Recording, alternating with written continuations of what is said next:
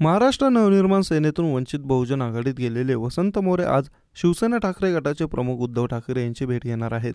आज दुपारी ते मातोश्रीवर भेट घेण्यासाठी येणार असून वसंत मोरेंबद्दल शिवसेना ठाकरे गटाचे नेते संजय राऊत यांनी मोठा खुलासा केला। लोकसभा निवडणुकीत मनसेकडून उमेदवारी न मिळाल्यानं वसंत मोरे यांनी वंचितकडून पुण्यात निवडणूक लढवली। लोकसभेला पराभवाचा धक्का बसल्यानंतर आता ते ठाकरे गटात प्रवेश करणार असल्याच्या चर्चांना उधाण आलं।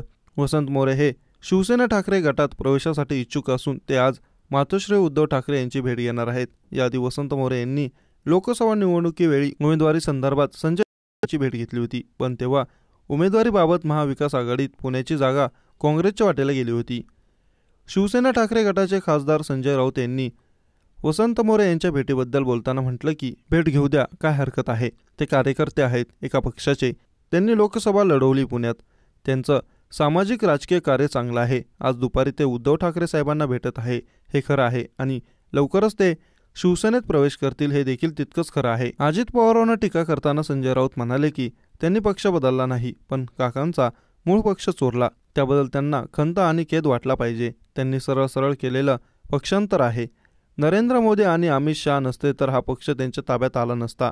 नरेंद्र मोदी आणि अमित शहा यांच्या महाराष्ट्रद्रोह उपळला नसता तर बाळासाहेबांची शिवसेना धनुष्यबाणासह एकनाथ शिंदे यांना मिळाली नसती।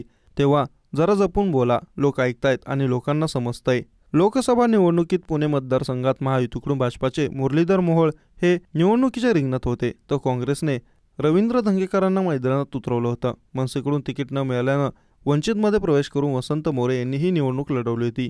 या निवडणुकीत भाजपाच्या मुरलीधर मोहोळ यांनी बाजी मारली। आता विधानसभेच्या पार्श्वभूमीवर वसंत मोरे शिवसेना ठाकरे गटात प्रवेश करण्याची शक्यता आहे।